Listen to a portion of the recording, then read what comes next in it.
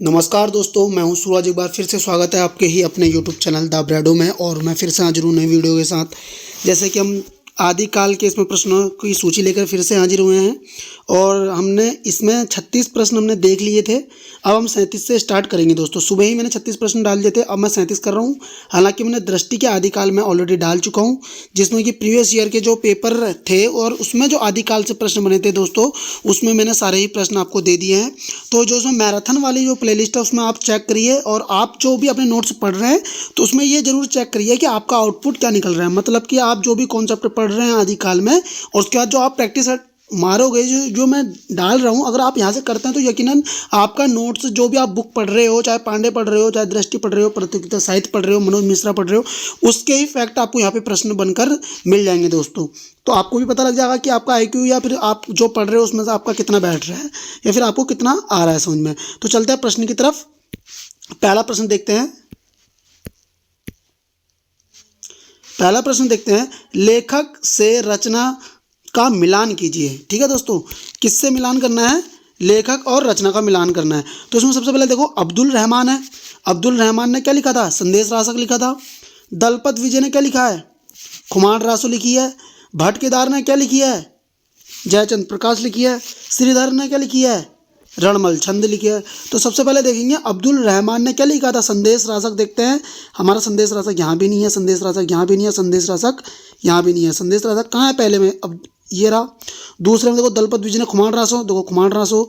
तीसरे में भट्ट केदार जयचंद प्रकाश आ गया, सही हो गया। श्रीधर भट्ट रणमल छंद। तुम्हारा कौन सा आंसर आ गया? सेकेंड हमारा सही हो गया। बढ़ते हैं अगले प्रश्न की तरफ। 38वां प्रश्न है, गोरख बोध किसकी रचना है? गोरख बोध से पता चल रहा है गोरख और गौरख, तो गोरखनाथ की। बेली किशन रुक्मणी के रचयिता। अगर दोस्तों, अगर आपने आदिकाल में, जब हम मुगल काल पढ़ते हैं, अकबर का काल पढ़ते हैं, किसका पढ़ते हैं? अकबर के 9 रत्न पढ़ते हैं, तो वहीं पे एक 9 रत्नों में एक नाम आता है पृथ्वीराज का। तो पृथ्वीराज ने क्या लिखी है? बेली किशन रुक्मणी रखी है दोस्तों। बढ़ते हैं आगे की तरफ। 39वां प्रश्न है, और 39वां प्रश्न क्या बोल रहा है? अच्छा, 39वां हो गया। 40वां प्रश्न है। 40वां प्रश्न क्या बोल रहे हैं कि नरवई बोध के लेखक कौन है? गोरखनाथ, कल्लोल, नरपति नाल और जिंदर सूरी। तो उसका आंसर क्या है? गोरखनाथ। 41वां प्रश्न है, बीसल देव रासो के रचनाकार हैं। बीसल देव रासो किसकी है दोस्तों? नरपति नाल की। बीसल देव रासो रचना किसकी थी? नरपति नाल की। पहला गीति काव्य भी एक प्रकार से आदिकाल का ये। बात करते हैं 42वां प्रश्न, स्तुली भद्र रास किसकी रचना है? स्तुली भद्र रास किसकी रचना है? जिंदत सूरी या जिंदर्म सूरी? तो जिंदर्म सूरी। 1209 की रचना थी दोस्तों। कब की रचना थी ये? 1209 की रचना थी। 43वां प्रश्न देखते हैं, पृथ्वीराज रासो की रचयिता। ये तो बेसिक क्वेश्चन हो गया, चंद्रबरदाई। अब बात करते हैं, बीसल देव रासो के रचनाकार कौन है? निम्नलिखित पद्यांश के आधार पर निर्दिष्ट करें। 1272 मजारी, जेठ वदी नवमी बुधवारी, नाल रसायन आरंभई, शारदा टूठी ब्रह्म कुमारी, कास मीरा मुखमंडनी, रासो प्रकाशो बीसल देराई। तो दोस्तों, ये क्या बोल रहा है कि बीसल देव रासो के रचनाकार कौन है? दलपति विजय है, शालिभद्र सूर्य, नरपति नाल है या देवसेन है? तो उसका आंसर क्या है? नरपति नाल की रचना थी बीसल देव रासो। अगला प्रश्न है अपना कौन सा? ये 45वां प्रश्न देखते हैं। कौन सा रासो ग्रंथ केवल सूचना के रूप में उपलब्ध है, उसका कोई पुस्तकार रूप आज तक अनुपलब्ध है? मतलब वो केवल हमें क्या बोल रहा है? ग्रंथ केवल सूचनाओं में ही प्राप्त है और उसका कोई लिखित मतलब कि साक्ष्य में कहीं पे भी नहीं मिल रहा। हमीर रासो का, भरतेश्वर बाहुबली रास का, बीसल देव रासो का या प्रमाल रासो का? हमीर रासो का। प्रश्न है 46वां, उत्तर प्रदेश में आलाखंड, यूपी में आलाखंड और उत्तराखंड में भी आलाखंड नाम से जो काव्य प्रचलित है, उसका मूल रूप प्राप्त होता है हमीर रासो में, परमाल रासो में, पृथ्वीराज रासो में, बीसल देव रासो में। किस में? परमाल रासो में। ठीक है दोस्तों, जगनिक की रचना थी। 47वां प्रश्न, चारण काल किस काल का दूसरा नाम है? तो देखो, चारण काल, देखो यहाँ पे पेज वैसा हो गया। गिरियर्सन ने किसको बोला था? गिरियर्सन ने आदिकाल को बोला था दोस्तों। किसको बोला है? आदिकाल को। चारण काल गिरियर्सन ने किसको बोला था? आदिकाल को बोला था। प्रश्न है 48वां, उपदेश रसायन रास के रचयिता क्या है? उपदेश रसायन रास पहला रास काव्य है दोस्तों। ये पहला रास काव्य है। कौन सा? उपदेश, रसायन, रास, और लिखा किसने था? जिंदत सूरी ने लिखा है दोस्तों। किसने लिखा है? जिंदत सूरी ने पहला रास काव्य। अब ये देखो दो शब्द आ रहे हैं, एक आ रहा है रासो और एक आ रहा है रास। रास शब्द जो अधिकतर होते थे जैन जैन जैन जो काव्य होते थे वो रासी होते थे, या फागुर जो होते थे सब ये रास ग्रंथ होते थे। रास मतलब जो ग्रंथ धार्मिक होते थे, धार्मिक प्रचार के लिए लिखे जाते थे वो क्या होते थे? रास ग्रंथ होते थे। और रासो चारण कवि द्वारा लिखे जाते थे। और चारण कवि कौन होते थे? जो किसी राजा के आश्रय में रहे और अपने राजाओं के वीरता पूर्ण वर्णन करें, उसे अतिशयोक्तिपूर्ण विवरण प्रस्तुत करें, उसी को क्या बोलते थे? रासो। रासो अधिकतर होते थे डिंगल, और रास क्या होते थे? अधिकतर पिंगल। पिंगल कहें ना कहें लेकिन डिंगल नहीं होते थे, रासो तो डिंगल ही होते थे। अगला प्रश्न है आपका 49वां प्रश्न, हिंदी में लिखने वाला पहला मुसलमान लेखक या कवि कौन था? अब्दुल रहमान। अब्दुल रहमान देखो भाई, हजारी प्रसाद द्विवेदी ने, हजारी प्रसाद द्विवेदी का जन्म कब हुआ है? 1907 में। हजारी प्रसाद द्विवेदी ने हिंदी का पहला कवि किसको बोला था? अब्दुल रहमान को। अब्दुल रहमान ने लिखा था संदेश रासक, लिखा था दोस्तों। संदेश रासक में विक्रमपुर की वियोगिनी की विरह कथा है, जो एक खंड काव्य है दोस्तों। क्या है? एक खंड काव्य है, विक्रमपुर की वियोगिनी की विरह गाथा। और अब्दुल रहमान ने ही सबसे पहले मुसलमान होने के बाद, मुस्लिम होने के बाद हिंदी में लिखने वाले वो पहले कवि या लेखक बने थे दोस्तों। आगे बढ़ते हैं, प्रश्न देखते हैं। नीचे दी गई रचनाओं को रचनाकारों के साथ चयन कीजिए। तो देखो प्रश्न 50वां प्रश्न क्या है? कर्पूर मंजरी किसने लिखी है? अमीर खुसरो ने, विद्यापति ने, क्षेमेंद्र ने, राजशेखर ने। तो किसने लिखी है? राजशेखर ने लिखी है। 51वां प्रश्न है अक्षर दी को उपदेश, याद आया? मैं बात कर रहा हूँ, शायद आई थिंक मीनाक्षी है, कुछ नाम है, मीनाक्षी अरुण चौधरी, जो मेरी यूट्यूब पे वीडियो देखते हैं। हालांकि मेरे 2-4 ही व्यूज़ आते हैं, वो मेरी वीडियो कंटिन्यू देखती हैं। और ये मैं बात भी उन्हीं से कर रहा हूँ फिलहाल, क्योंकि मेरी वीडियो में अभी जो कंटिन्यू बने हैं वही बने हैं, तो उनसे ही मेरा क्वेश्चन है। मैंने तुम्हें बताया भी था कि डोम्बिपा की याद, क्या बोला था मैंने? डोम्बिपा की याद। याद से देखो क्या था? याद से क्या था? एक चीज़ मैं इसे पूरा कट कर देता हूँ, 1 मिनट है, मैं इसे ढंग से बोल देता हूँ। डोम्बिपा की याद, याद से देखो एक क्या बात बोली थी? डोम्बी गीतिका, अक्षर दीको उपदेश, योगचर्या, तीनों किसकी रचना थी? डोम्बिपा की। योगचर्या, अक्षर दीकोपदेश और डोम्बी गीतिका, तीनों किसकी रचना थी? डोम्बिपा की। तो वही देखो अक्षर दीकोपदेश आ गया और ऑप्शन में मिल भी गया हमें क्या? डोम्बिपा। अगला बढ़ते हैं 52वें प्रश्न की तरफ। खालिक बारी किसकी रचना है? ये तो हमें पता ही है, खुसरो ने लिखी थी, मोहम्मद बिन तुगलक के लिखी थी, शब्दकोश टाइप का था ये, उसको बच्चे को व्याकरण सिखाने के लिए लिखाई थी। ठीक है। अगला है 53वां प्रश्न, डोला मारू रे दुहा किसकी रचना है? कल्लोल की, पृथ्वीराज की, श्रीधर के, श्रांगधर की। किसकी है? कल्लोल की है। ठीक है। दो सुखने किसने लिखी है? भीम कवि, श्रांगधर, अमीर खुसरो, नरपति नाल, अमीर खुसरो की है दोस्तों ये। 55वां प्रश्न देखते हैं, हमीर रासो किसका है? हमीर रासो किसने लिखा था? जगनिक ने, जयानक ने, श्रीधर ने, श्रांगधर ने। तो ये लिखी है हमीर रासो श्रांगधर की है। श्रांगधर पद्धति किसकी है? श्रांगधर की है। 57वां प्रश्न, आदिकालीन जैन साहित्य किस भाषा में रचा गया? तो अपभ्रंश में, प्राकृत में, राजस्थानी में, डिंगल में। तो याद रखना जैन साहित्य किस भाषा में रचा गया था? अपभ्रंश में रचा गया था दोस्तों। और याद रखना सबसे ज़्यादा अगर चरित काव्य किस में लिखे हैं ना, तो वो जैन साहित्य में लिखे हुए हैं। लेकिन प्रश्न देखो 58 में ये नहीं बोल रहा है, 58वां प्रश्न बोल रहा है जैन साहित्य की सर्वाधिक लोकप्रिय काव्य शैली। सर्वाधिक लोकप्रिय काव्य शैली कौन सी थी? अब देखो उसमें चरित काव्य, मैंने अब क्या बोला कि जैन साहित्य में सबसे ज़्यादा चरित काव्य लिखे गए हैं, लेकिन जैन साहित्य की सर्वाधिक लोकप्रिय काव्य शैली चरित काव्य शैली नहीं थी, रास थी, रास काव्य शैली थी। क्योंकि रास काव्य शैली क्या होती है? धार्मिक प्रचार के लिए की गई शैली का प्रयोग, मतलब अपने मत का प्रचार प्रसार करते थे, उन ग्रंथों को हम क्या कहते थे? रास काव्य कहते थे। और जब कोई चारण कवि, जो कोई आश्रयदाता कवि अपने राजाओं का वीर पूर्ण वर्णन करता था, उस काव्य को हम रासो काव्य कहते थे। आगे बढ़ते हैं, सबसे ज्यादा चरित काव्य जैनों ने लिखे हैं, जैन साहित्य में लिखे गए हैं चरित काव्य, लेकिन सबसे ज्यादा लोकप्रिय की अगर बात करें तो रास काव्य है। जैन साहित्य के अंतर्गत रास काव्य शैली से तात्पर्य है कृष्ण की लोक लीलाएं, जैन तीर्थंकरों के जीवन चरित्र तथा वैष्णव अवतारों की कथाएं जैन आदर्शों के आवरण में। एक प्रकार का रूपक काव्य क्रीड़ा और नृत्य से। देखो जैन तीर्थंकर, अब देखो अगर हमें अपना मत का प्रचार करना है तो अपने जो आदर्श पुरुष हैं उनके बारे में तो हमें जीवन चरित्र को लोगों को समझाना पड़ेगा, तभी तो वो लोग उससे जुड़ेंगे। इसलिए क्या बोला, जैन साहित्य के अंतर्गत रास काव्य शैली का तात्पर्य क्या था, जैन तीर्थंकरों के जीवन चरित्र तथा वैष्णव अवतारों की कथाओं में जैन आदर्शों के आवरण में आचरण में, इस तरीके से था। अगला प्रश्न आ रहा है 60वां प्रश्न। ये वाला क्वेश्चन तो मैंने पूछ भी लिया था और आपने कमेंट भी किया था। आप देख रहे होंगे कि भविष्य कथा के रचनाकार कौन थे, धनपाल थे। मैं इसलिए इसको फास्ट बोल रहा हूँ क्योंकि आपने खुद ही से कमेंट में किया था पिन। 61वां प्रश्न बोलते हैं संदेश रासक की रचना किस विधा किया है, संदेश रासक। अब देखो, अब भी मैं बता के आया हूँ विक्रमपुर की वियोगिनी की विरह कथा। अब ये नहीं बोलूंगा कि वो क्या था, संदेश रासक अब्दुल रहमान का। महाकाव्य था, आख्यान नीति था, खंड काव्य था, वीर गीति था। तो अभी मैंने बताया था खंड काव्य था। देखो दोस्तों, क्वेश्चन जो लाइन आपने पढ़नी है उसकी छोटी से छोटी चीज़ों को आप समझ के चलेंगे, पढ़ के चलेंगे, कभी कभार यही छोटी चीज़ें क्या बन के आ जाती हैं, प्रश्न बन के आ जाती हैं। दोस्तों आ गया ना, देखो संदेश रासक। अभी मैं बता के आया हूँ विधा आपको, खंड काव्य था। विक्रमपुर की वियोगिनी की विरह कथा थी और मैंने ये बोला भी था कि खंड काव्य है। अभी देखना आप क्या नाम था उनका, मैं नाम भूल रहा हूँ उनका, कुछ मीनाक्षी है कुछ इस तरीके से, जो अरुण चौधरी लास्ट में लगाते हैं।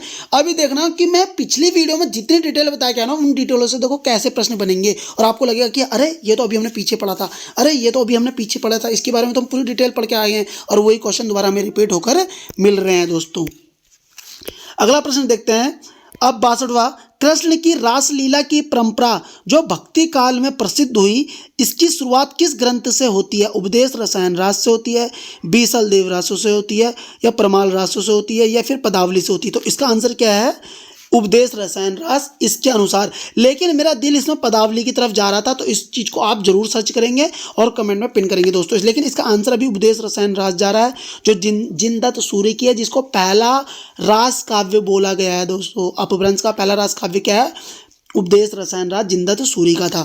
पदावली में इसलिए बोल रहा हूँ, पदावली बोलने का कारण क्या है ना, पदावली लिखी है विद्यापति ने और विद्यापति को हिंदी में कृष्ण कीर्ति काव्य परंपरा का, कृष्ण काव्य परंपरा का प्रणेता बोला जाता है। हालांकि रामचंद्र शुक्ल ने बोला था साफ साफ कि इसको विद्यापति को कृष्ण परंपरा का संस्थापक एक प्रकार से नहीं मानना चाहिए। ये लाइन अभी पूछी जाएगी, देखना पक्का। 63वां प्रश्न बोल रहा है सिद्धों की भाषा को संध्या भाषा का नाम किसने दिया था, हजारी प्रसाद द्विवेदी ने, आचार्य रामचंद्र शुक्ल ने, गिरियर्सन ने, मुनिदत्त ने, अद्वैय वज्र ने, ये मुनिदत्त ने और अद्वैय वज्र ने तो बोला था। प्राकृत पैंगलम का विषय क्या था। दोस्तों देखो प्राकृत पैंगलम का विषय प्रश्न आ गया है। अब देखते हैं रस छंद अलंकार ध्वनि। तो प्राकृत पैंगलम अब बात करते हैं आगे की तरफ। विद्यापति की पदावली में कौन सा रस प्रधान है, विद्यापति की पदावली में कौन सा रस प्रधान है, करुण रस, वीर रस, शांत रस, श्रृंगार रस।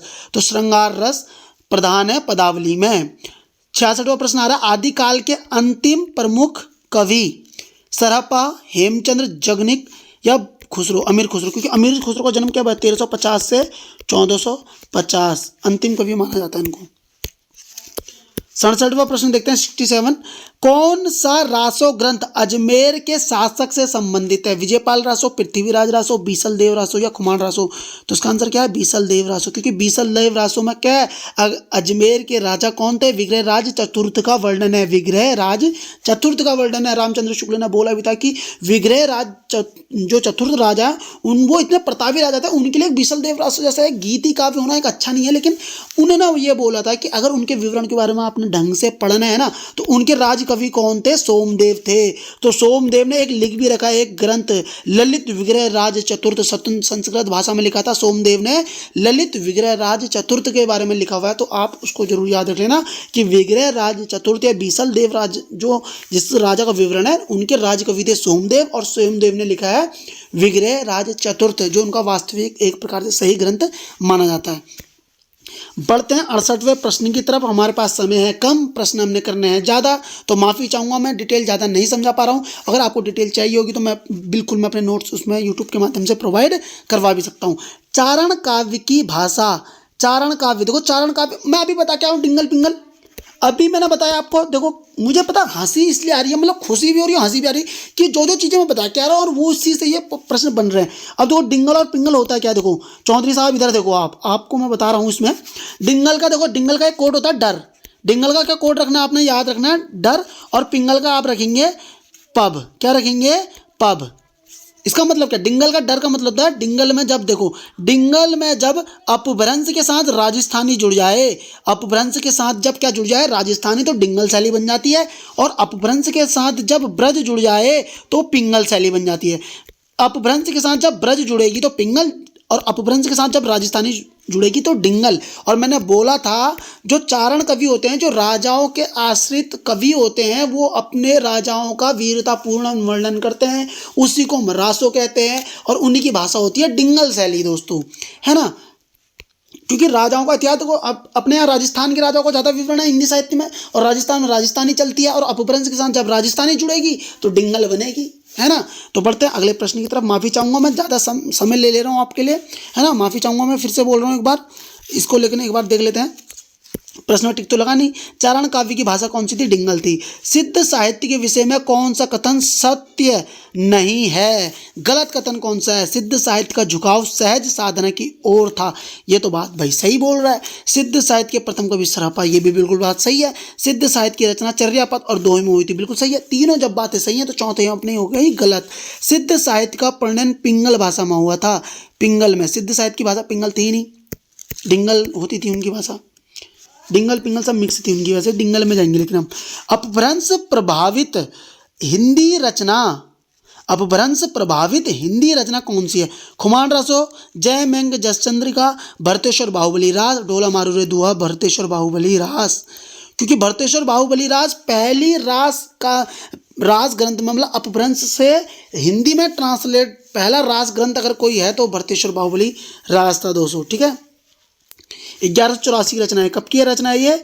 1184 की रचना है, ठीक है। और भरतेश्वर बाहुबली रास किसकी रचना है? आपके लिए होमवर्क हो चुका है। आप कमेंट करेंगे चौधरी साहब, आपको इसमें कमेंट करना है कि भरतेश्वर बाहुबली रास किसकी रचना है। और भरतेश्वर बाहुबली रास से एक और चीज़ याद रख लेना, लो याद आ गया मुझे। भरतेश्वर बाहुबली रास का जो संपादन किया था ना, मुनि जीन विजय ने किया था। किसने किया था? मुनि जीन विजय ने किया था दोस्तों। अगला प्रश्न है 71वां प्रश्न, देखते हैं। चारण साहित्य किस साहित्य का दूसरा नाम है? चारण साहित्य। चारण साहित्य सिद्ध साहित्य का, नाथ साहित्य का, जैन साहित्य का, रासो साहित्य का। रासो साहित्य, चारण रासो लिखते थे। कौल ज्ञान निर्णय, देखो कौल ज्ञान लिखा है ना, कहीं कहीं पे काल ज्ञान निर्णय आता है, और वास्तविक रूप से काल ज्ञान निर्णय ही है। यह रचना किसकी है? काल ज्ञान निर्णय किसकी रचना है? गोरखनाथ की, मत्स्येंद्र नाथ की, गोपीनाथ के, जलंधर नाथ की। याद रखना, मत्स्येंद्र नाथ की। गोरखनाथ नाथ संप्रदाय की स्थापना करी थी, सिद्धों से ही निकल के गोरखनाथ आए थे, याद रखना। और याद रखेंगे मत्स्येंद्र नाथ गोरखनाथ के गुरु थे। और गोरख जलंधर नाथ से एक क्वेश्चन बनता है कि सिद्धों से अपनी जो नाथ परंपरा थी उनको अलग किसने किया था? वो जलंधर नाथ ने किया था। और ये गए थे पंजाब के क्षेत्र में, और जलंधर जो नाम पड़ा है ना, वो इन्हीं के नाम पर पड़ा है दोस्तों। मत्स्येंद्र नाथ का पूजा या उपासना का नाम क्या था? देखो वास्तविक रूप से मत्स्येंद्र नाथ का वास्तविक नाम जो है ना, विष्णु शर्मा है, वास्तविक नाम। लेकिन वो यहाँ पे क्या बोल रहा है? पूजा या उपासना का नाम क्या था उनका? तो उनका पूजा या उपासना का नाम जो था पिपलीस देव था दोस्तों। क्या नाम था? पिपलीस देव। तो विष्णु शर्मा यहाँ पे नहीं जाएगा, क्योंकि मत्स्येंद्र नाथ, सॉरी, वास्तविक नाम नहीं पूछा है। उनका वास्तविक नाम विष्णु शर्मा था, लेकिन उनका पूजा या उपासना का नाम पिपलीस देव था। अगला प्रश्न चलते हैं। और अरे ये पीडीएफ खुल क्यों नहीं रही है? रोज ऐसी हो रहा है कि मेरा लास्ट पेज नहीं खुल पा रहा है। अरे 2 क्वेश्चन नहीं खुल रहे, मेरे 2 पेज नहीं खुल रहे, ये तो बहुत बड़ी दिक्कत हो जाएगी।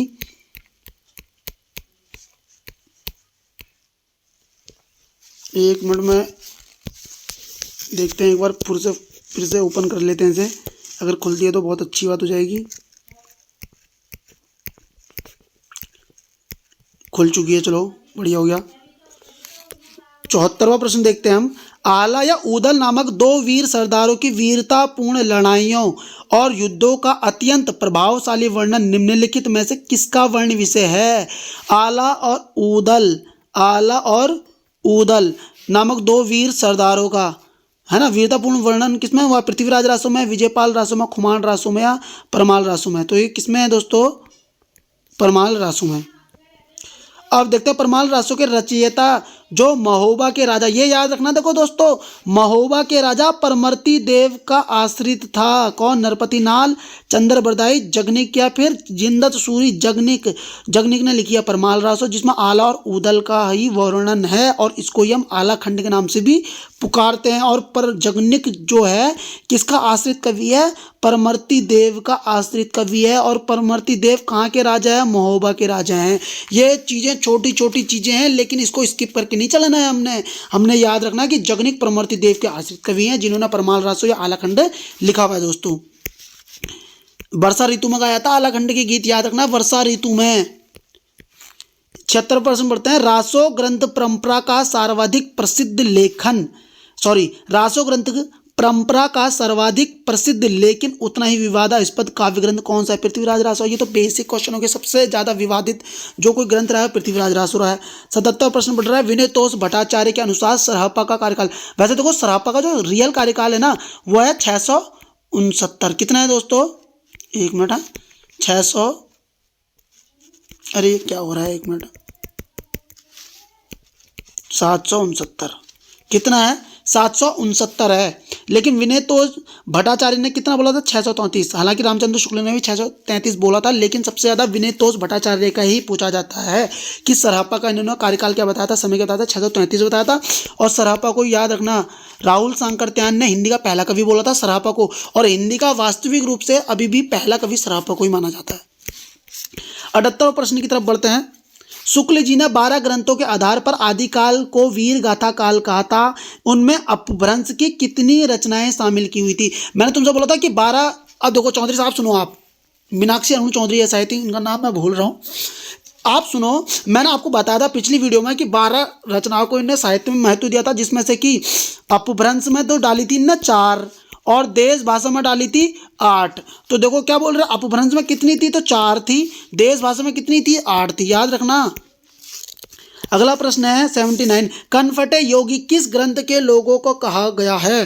कनफटे योगी किस ग्रंथ के लोगों को कहा गया है? देखो भाई, कनफटे योगी कहा गया था नाथ वालों को। जो गौरंगनाथ का पंथ था ना, उनको कनफटी योगी पता क्यों कहते थे? मैं तुम्हें बता देता हूँ। ये लोग जो होते थे, इनके जो संत होते थे, जो साधु होते थे, ये अपने कानों में ना बड़े बड़े कुंडल पहनते थे पत्थरों के, जिनके कारण क्या होता है, वेट से वो कान क्या होते थे, फट जाते थे इनको, इसलिए इनको कनफटे योगी कहते थे। 80वां प्रश्न आ रहा है, देखो। शंकराचार्य के बाद इतना प्रभावशाली और इतना महिमान्वित भारतवर्ष में दूसरा नहीं हुआ। भारतवर्ष में कोने कोने में उनके अनुयायी आज भी पाए जाते हैं। भक्ति आंदोलन के पूर्व सबसे शक्तिशाली धार्मिक आंदोलन गोरखनाथ का भक्ति मार्ग ही था। गोरखनाथ ने अपने युग के सबसे बड़े नेता थे। उपयुक्त कथन किसका है भाई? ये हजारी प्रसाद द्विवेदी का था। और याद रखना एक चीज़ और याद रखना, क्या चीज़? गोरखनाथ में कुछ बताने वाला था आपको, आदिकाल हजारी प्रसाद द्विवेदी। अब मेरे दिमाग से वो बात उतर चुकी है, लेकिन प्रश्न का उत्तर तो मैंने आपको दे ही दिया है। 81वां प्रश्न देखते हैं। सिद्धों के विषय में कौन सा कथन सत्य नहीं है? सिद्धों के विषय में कौन सा कथन सत्य नहीं है? तो सिद्ध निरस्वरवादी थे। सिद्ध क्या थे? निरस्वरवादी थे, बिल्कुल थे। देखो, गुरु महिमा थी इनमें, सिद्धों और नाथों में गुरुओं को मानते थे, लेकिन ईश्वर को नहीं मानते थे। ईश्वर के लिए निरस्वरवादी थे ये। अगला प्रश्न देखते हैं। बहुत सिद्ध नारी भोग में विश्वास रखते थे। सिद्ध नारी भोग में विश्वास रखते थे। मम्मी, सिद्ध नारी भोग में विश्वास रखते थे। और ये यूजीसी नेट में एक प्रश्न बनाया, देखो भाई, सिद्ध नारी भोग से क्या बना? प्रश्न है, एक चीज याद रखना, सिद्धों में एक शब्द आता था महामुद्रा। क्या नाम आता था दोस्तों? महामुद्रा। एक प्रश्न बनता था, तो मैंने इसकी पूरी डिटेल बताया। महामुद्रा क्या होती थी? सिद्धों में क्या होता था कि महामुद्रा का अर्थ क्या है? यह प्रश्न इस तरीके से बना था। यह बोला है कि सिद्धि प्राप्ति हेतु, क्या बोला है? सिद्धि प्राप्ति हेतु स्त्री संसर्ग को महामुद्रा कहा जाता था। स्त्री के साथ संसर्ग करना वो एक अपनी सिद्धि प्राप्ति के लिए इसको एक प्रकार का एक मार्ग मानते थे। सिद्धि नारी भोग में विश्वास रखते थे, बिल्कुल रखते थे। सिद्धों की भाषा संध्या भाषा थी, बिल्कुल थी। अभी हम पढ़ के गए, अदेव वज्र और मुनिदत्त ने इनका नाम रखाया हुआ है। सिद्धों को कनपटा कहते थे, बिल्कुल नहीं कहते थे, क्योंकि कनपटा कहते थे नाथों को। अभी बता के गया हूँ मैं दोस्तों, मैं पूरा स्किप कर रहा हूँ। और प्रश्न को हम दोबारा देख लेते हैं। सिद्धों के विषय में कौन सा कथन सत्य नहीं है? सिद्ध निरस्वरवादी थे, बिल्कुल सही बात है।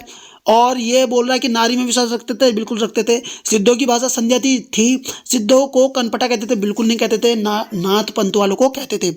अब ये बोला 82वां प्रश्न 9 नाथों में कौन शामिल नहीं? गोरखनाथ है, आदिनाथ है और नाथ, देखो सब में नाथ लिखा हुआ है और इसमें नहीं लिखा हुआ है। 83वां प्रश्न देखते हैं, आदिकाल में मनोरंजन परक रचना करने वाले कवि, ये तो अमीर खुसरो ही है। 84वां प्रश्न बोलते हैं, नारी के प्रति निंदा उपेक्षा का भाव किस साहित्य में मिलता है? नाथ में मिलता है, सिद्ध में मिलता है, जैन में, रासों में। तो ये मिलता है, एक मिनट सॉरी माफी चाहूंगा, प्रश्न है हमारा, नारियों के प्रति निंदा और उपेक्षा का भाव किस साहित्य में मिलता है? तो नाथ में ही मिलता है। अगला प्रश्न आ रहा है, स्वयंभू की उस कृति का नाम बताइए जिसमें राम कथा का वर्णन है। पौमचर्यू भैया 5, तो इसमें इसने क्या लिखी हुई है? 90 83 संधि है इसमें, और 5 इसमें है, 5 परिच्छेद के समथिंग बोलते थे, परिच्छेद ही बोलते हैं इसमें, 5 परिच्छेद है, 83 संधि। हालांकि इसको 90 बना दिया था बाद में, किसके? स्वयंभू के पुत्र ने, ठीक है, स्वयंभू का पुत्र का नाम था त्रिभुवन, उनने इसको पूरी कर दी थी। 86वां प्रश्न है, 86 प्रश्न में देख लेते हैं। 86 प्रश्न क्या बोल रहा है? आदिकालीन किस कृति में छंदों का सर्वाधिक प्रयोग हुआ है? आदिकालीन किस कृति में छंदों का सर्वाधिक प्रयोग क्या हुआ है? आदिकालीन में सबसे ज़्यादा छंदों का प्रयोग हुआ है पृथ्वीराज रासों में। कितने प्रकार के छंद यूज हुए थे? 68 प्रकार के छंद यूज हुए हैं पृथ्वीराज रासों में, और पृथ्वीराज रासों में 69 समय हैं। और याद भी आता है भी है क्वेश्चन के, पृथ्वीराज रासों के जो भाग बने हैं, खंड जो बने हुए हैं, समय जो बने हैं, उनको किस नाम से जाना जाता है? तो समय नाम से जाना जाता है। 87वां प्रश्न बन रहा है, बीसल देव रासों की विरहिणी नायिका है? नागमती, विद्यापति, संयोगिता तो है नहीं, राजमती है, ठीक है। नागमती, देखो पृथ्वीराज रासों में तो बनी है संयोगिता, नागमती पद्मावत की है, राजमती बीसलदेव रासों की है। मैं फिर से बता रहा हूँ, संयोगिता पृथ्वीराज रासों की है, नागमती अपनी किसकी है? ये नागमती अपनी पद्मावत की है, और राजमती बीसलदेव रासों की है। चर्यापद, अगला प्रश्न क्या आ गया? चर्यापद बौद्धों का एक ग्रंथ है, बौद्ध द्वारा तांत्रिक चर्या के समय गाए जाने वाला पद है। सिद्धों की आचार संहिता है, नाथों की आचार संहिता। तो ये बौद्धों द्वारा तांत्रिक चर्या के समय गाए जाने वाले पद को क्या कहते हैं? चर्यापद कहते हैं। अगला प्रश्न आ रहा है हमारा 89वां प्रश्न, और अंतिम प्रश्न मान लेते हैं इसे हम, क्योंकि हमारे पास समय है कम, वीडियो हो गई है बहुत ज़्यादा लंबी। 89 प्रश्न कौन सा है? निम्नलिखित को सुमेलित कीजिए। देवसेन ने कौन सी रचना लिखी है? 1 मिनट में कट कर देता हूँ। देवसेन की हमें पता ही है कौन सी है, श्रावकाचार है। सरापा ने क्या लिखी है? दोहा कोश लिखी है। शालिभद्र सूरी ने क्या लिखी है? भरतेश्वर बाहुली लिखी है। जोइंदु ने क्या लिखी है? योगसार लिखी है। अब देखते हैं देवसेन ने क्या लिखी, श्रावकाचार। देखते हैं सबसे पहले ये लिखा हुआ है। दूसरे में सरापा ने दोहा कोश में मिल गया। शालिभद्र सूरी ने भरतेश्वर बाहुली मिल गया। जोइंदु ने क्या लिखी है? योगसार मिल गया। तो आंसर इसका बी हो गया सही। चलो हम देख ही लेते हैं, इसको भी कंप्लीट कर ही लेते हैं। 90 क्वेश्चन क्या है? निर्णय कुमार चर्यू ने क्या लिखी है? निर्णय कुमार नाग कुमार चर्यू किसने लिखी है? तो हमने लिखी है पुष्पतंत्र ने। कहीं या पुष्पतंत्र हीरा। जय मैंग जस चंद्रिका लिखी है मधुकर कवि ने। कहाँ गया? मधुकर कवि हीरा। उपदेश रसायन राज किसने लिखी है? जिंदत सूरी ने लिखी है। कुमारपाल प्रतिबोध किसने लिखी है? सोमप्रभ सूरी ने लिखी है। तो हम मैच कर लेते हैं, नाग कुमार चर्यू पुष्पतंत्र। तो सबसे पहले पुष्पतंत्र वाला ऑप्शन देखो हमें ये मिल चुका है।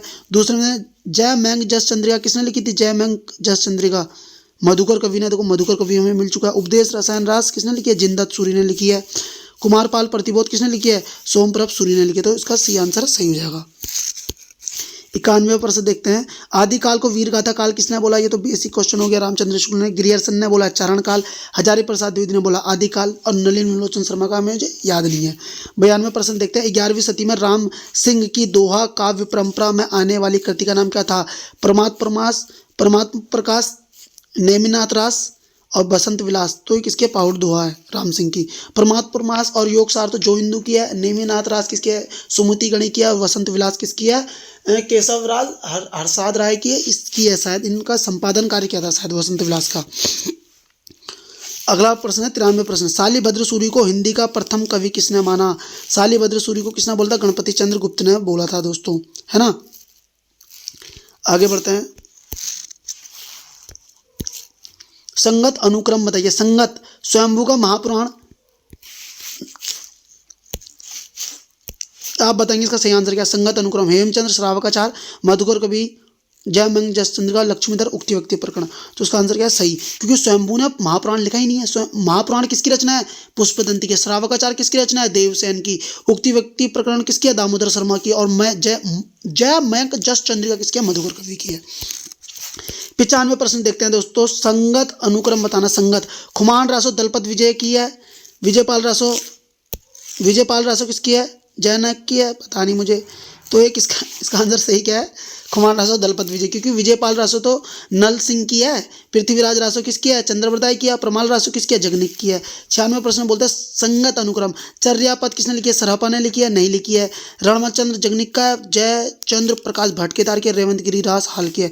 तो दोस्तों जय चंद्र प्रकाश भटकेदार की, क्योंकि चर्यापद लिखी है सबरपा ने, रणमल चंद्र लिखी है श्रीधर ने, और रेवंत गिरिराज किसने लिखी है, रेवंत गिरिराज किसकी है, जैनाचार्य मेरुतंग की है। 1361 के समय पे थी, संवत में संस्कृत रचना थी। हाल की तो गाथा सप्तशती है, जगनिक की प्रमाल रासो है, सरहप्पा की दोहा कोश है। और मैंने ये भी बता दिया तुम्हें, रचना के राइटर भी बता दिया, और इन राइटरों की कौन कौन सी रचना है मैंने तुम्हें वो भी बता दिया। इन वीडियो को दोबारा भी देख सकते हैं आप लोग, है ना। आदिकाल को संक्रमण काल की संज्ञा किसने दी, मैं इतने बार बता चुका हूँ तुम्हें, रामखिलावन पांडे। पिछली वीडियो देखी होगी तो आपको पता चल गया होगा, और चौधरी साहब को तो पक्का पता चल रहा होगा, मैं यकीन से बोल सकता हूँ। आप अगर मेरी कंटिन्यू वीडियो देख रहे हैं और आप देख भी रहे हैं, और मुझे काफ़ी अच्छा भी लगता है आपसे ही, और मुझे काफ़ी, अगर आप ये वीडियो कंटिन्यू देखोगे तो मैं यकीन से कह सकता हूँ, औरों को लाभ हो ना हो, आपको जरूर लाभ मिलेगा, ये मेरा विश्वास है। और वैसा मुझ पर विश्वास बनाए रखिएगा। यकीनन हम एग्जाम से पहले 2023 का जो एग्जाम होगा उससे पहले हम पूरी यूनिटें अपनी कवर कर चुके होंगे। श्रावकाचार के रचयिता कौन, अभी मैं बता के आया हूँ कौन है, देवसेन के हैं। और श्रावकाचार देखो याद रखना 933 में है, और हिंदी की पहली रचना बोला जाता है श्रावकाचार को। देवसेन जैन कवि हैं, पहली बात तो ये समझ लेना। लघु नये चक्र भी इनकी रचना है, याद रखना। तत्व सार भी है इनकी, आराधना सार भी है, दर्शन सार भी है, साव्य धव्य धोवा भी है इनकी, है ना।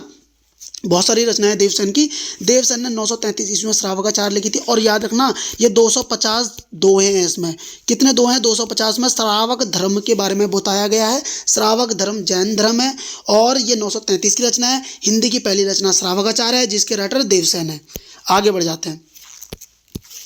राउलवेल किसकी है, राउलवेल रचना कैसी है, खंड काव्य, गद्य काव्य, और काव्य है, गद्य, चंपू काव्य है। तो ये देखो चौधरी साहब मैं तुम्हें बता के आया हूँ राउलवेल पिछली वीडियो में, आपके आंसर आने चाहिए, आपको ये पता होना चाहिए राउलवेल का, क्योंकि मैं पिछली वीडियो में बताया, और मुझे उम्मीद है कि आप मेरी पूरी वीडियो देख रहे हैं। राउलवेल में आपको बता के आया था कि 10वीं सदी की रचना थी, शिलांकित कृति है, चंपू काव्य। और चंपू काव्य क्या होता है, जिसमें गद्य और पद्य दोनों का मिश्रण हो, उसी को चंपू काव्य कहते हैं। इसका आंसर चंपू काव्य है।